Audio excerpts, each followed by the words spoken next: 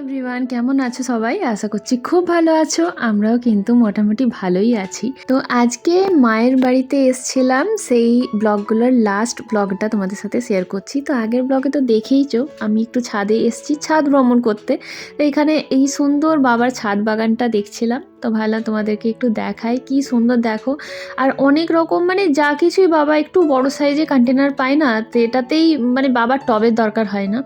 তো যা কিছুই বড় থাকবে বাবার মাথায় শুধু একটাই কথা আসে যে গাছ লাগাতে হবে। তো মাটি ভরেই সুন্দর সুন্দর গাছ দেখো কি সুন্দর ফুল হয়েছে। আর এখন এই যে আমাদের ফেভারিট প্লেস দোলনা, একটু আগেই ছেলে দুলছিল, তাই দোলনাটা একদম অন্যই দিকে দুলছে। আমি ছেলেকে বলছি এইরকমভাবে দুলছে কেন, তো আমাকে বলছে হাওয়া চলছে তো তাই। যাই হোক, এই দোলনায় বসে বসে দুলতে দুলতে ওইদিকে পাহাড়টা দেখতে যে কি ভালো লাগে, মানে দুরকম মিক্স একটা ফিলিংস, ভালো লাগা একটা মন খারাপ কি যে একটা লাগে। পাহাড় জিনিসটা মনে হয় ওই রকমই। যাই হোক, চলো, এখানে তো বেশি রোদ আর পাচ্ছি না, তাই ভাবলাম বাড়ি যাই। এখানে দেখলাম বাবা একটা বড় টবের মধ্যে শাক গাছ লাগিয়েছে। আর ওই যে নিচে দেখিয়েছিলাম মায়ের রান্নাঘরে সিম ছিল, সেই সিম গাছটা হলো এটা। আর এই সাইডেও ছাদটাতে দেখো অনেক রকমের ফুলের গাছ আছে, ওই লম্বা লাইন। হ্যাঁ, তবে সব গাছগুলোই যে বাবা লাগিয়েছে সে না, আরও অনেকেরই আছে। আর এটাতে দেখো কতগুলো লঙ্কা গাছ, সাথে একটা আবার নয়নতারাও বেরিয়ে গেছে। তারপরে নিচে এসেই মায়ের রান্নাঘরে ঢুকে পড়লাম, দেখলাম আমার ফেভারিট ডিমের তরকারিটা একদম রেডি। এটা একদম ভাজা হয় কষা কষা, আর এটা টেস্ট চিকেনকেও ফেল করে। যাই হোক, এখানে কিন্তু চিকেনের লাল ঝোল একদম রেডি। হ্যাঁ, এখানে তোমার গার্ডেনিং নাকি? আমার গার্ডেনে গোলাপগুলো কোথায় আছে? গোলাপগুলো কেটে এগুলো দাও। দিয়েছি, ডাল এই যে হচ্ছে আবার ডাল কেটে দিয়েছি সব। আমার এই চন্দ্রমল্লিকাগুলো হচ্ছে। মানে সাদা হ্যাঁ, গোলাপ, এইটা খুব সুন্দর লাগে, রংটা খুব সুন্দর। এই গোলাপটা হলুদ ডাইটা, লালটাই কেটেছি, এখন হবে তারপরে। এইটা কিটা লাগিয়েছো মা? ওইটা তো লাল এটা তো এটা ইয়ে না, কি বলে লাল ওটাকে? রঙের ফুল হয়। আচ্ছা, এটা ওই পাথরকুচি গাছ নয়? পাথর কুচি গাছ না, ফুল হয়, ফুল আচ্ছা, গাছ। গুলদস্তার মতো ঠিক ফুলগুলো হবে, এত সুন্দর না। এটা কি ছোলা ফুল? হ্যাঁ না, হ্যাঁ ওই ছোলা ফুল হয়েছে। আর এটা হচ্ছে মুগকলাইয়ের গাছ। হ্যাঁ, আচ্ছা। আর দেখেন ইয়ে দিয়ে ছোলা দিয়ে ইয়ে দিয়ে, তো ওই থেকে দেখো ওইখান থেকে হয়েছে। তো এবার তো বসে গেছি লাঞ্চ করতে। আগেই বলে দিয়ে এই যে ভাতে মাখছি, এটা কিন্তু শুকনো লঙ্কা তেল দিয়ে ভাজা, একটু পেলাম নিয়ে নিলাম। আমার ঝাল খেতে খুব ভালো লাগে। এখানে পটল ভাজা আর বেগুন ভাজা আছে, আর চিকেনের লাল ঝোল, আর আমার অর্ডার করে বানানো এই যে ডিমের কারিটা। এটা অ্যাকচুয়ালি ছোটো থেকে আমরা ডিমের চচ্চড়ি বলি। আর প্রচণ্ডভাবে লঙ্কা দিতে বলেছিলাম, তাই মা প্রচণ্ড লঙ্কা দিয়েছে, সাথে দেখো আবার চিকেনের একটা লঙ্কা দিয়ে গেল। মানে ঝাল আমি ভীষণ ভালোবাসি। যাই হোক, চলো এবার এই লাঞ্চটাকে বেশ ভালো করে এনজয় করি। তো ফার্স্টেই দেখো আমি ওই ভাজাভুজি সব শেষ করে সব থেকে আগে ডিমটা নিয়ে পড়লাম, কারণ এটাই আমার আজকে একদম বেস্ট লেগেছে। খুব সুন্দর হয়েছে, আর অনেক দিন পর মায়ের হাতের এটা খেলাম। আমি নিজেও বানাই, তবে এই টেস্ট তো আর হয় না। যাই হোক, খুব ভালো লাগলো। আর এবার দেখো এখানে খাওয়ার পরে মিষ্টি খাইয়ে দেওয়া হচ্ছে, মানে এর আদরের আর শেষ হচ্ছে না। তো খেয়ে দিয়ে একটা আড্ডা দিচ্ছিলাম, তারপরে একটু যাব শুতে নিশ্চয়ই। তো এখানে একটু গল্প সল্প করছিলাম। আর আমার পুটুর সোনাকে দেখো, ও এখান থেকে নামবে না, আমার কোলেই থাকবে। অ্যাকচুয়ালি ও কোথাও গিয়ে না খুব একটা কমফোর্টেবল থাকে না, তাই কোলেই আমার আছে, আর ওখানেই বলছে ঘুমোবে।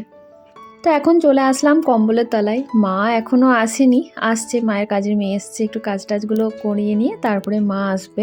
আমাকে বললো তুই যা শুয়ে পড়, একটু রেস্ট নিতে এসছিস, এই একটা বেলাতে কি আর রেস্ট তুই নিবি।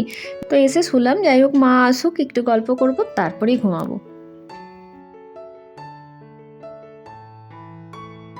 এখন দেখো সন্ধে হয়ে গেছে, মায়ের সন্ধে দেওয়া হয়ে গেছে, এবার ধুনো দিচ্ছে। আমি সন্ধে দেওয়ার সময় একটু উঠে বসলাম। তো এখন এসে গেছি চা খেতে। মা চা একদম রেডি করে দিয়েছে, আর সাথে এই একটা নিমকি টাইপেরই একটু পাপড়ি টাইপের ছিল, তবে ভীষণ ট্যাঙ্গি একটা টেস্ট আসছিল। কিছু একটা চাট মশলা মতো দেওয়া ছিল, আর ভীষণ ট্যাঙ্গি একটা টেস্ট আসছিল। তো এটা দাদা এনে রেখেছিল, আমাকে বললো খেয়ে দেখ, ভীষণ ভালো খেতে লাগে। আর সত্যি চায়ের সাথে এটা মানে খুবই দারুণ লাগছিল। আমরা বিস্কুট টিস্কুট নিয়ে নিই, এটা দিয়েই চা খেলাম।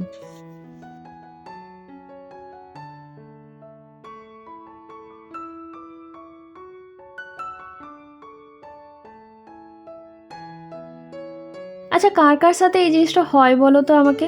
এই বাপের বাড়িতে আসলে খাওয়া খাওয়া আর খাওয়া, আমি তো জাস্ট ঠকে যাচ্ছি খেতে খেতে, কারণ এত খাবার খেতে আমার ভালো লাগে না।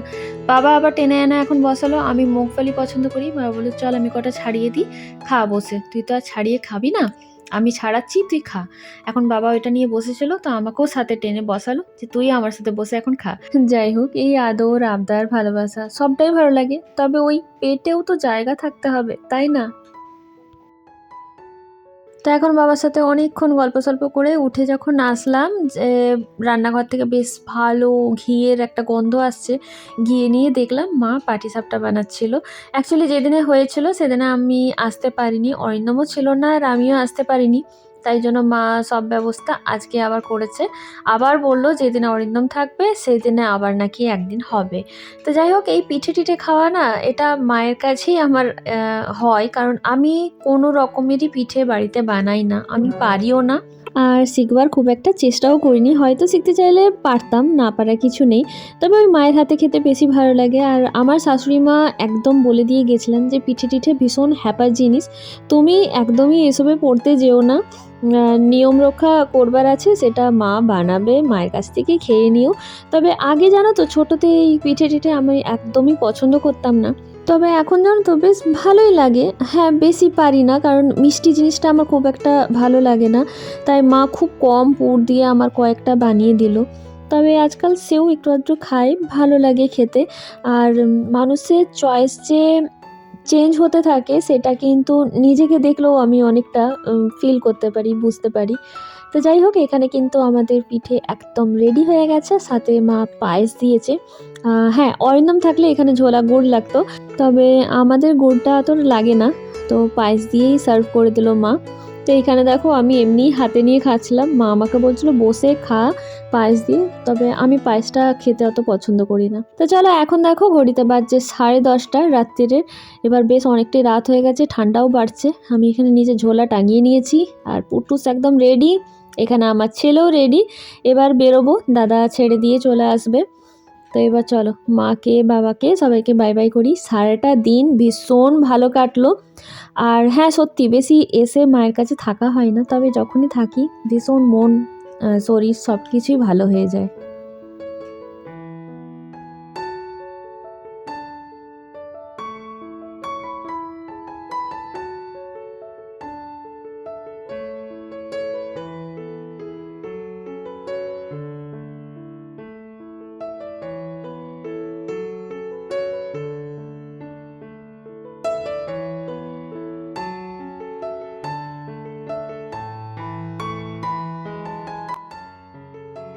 তো চলো, এই ব্লগটা তাহলে এখানেই শেষ করছি, আবার দেখা হবে একটা নতুন ফ্রেশ ব্লগে। সবাই সুস্থ থেকো, ভালো থেকো, আর যদি ব্লগটা ভালো লেগে থাকে তাহলে একটা লাইক, শেয়ার আর কমেন্ট করে দিও।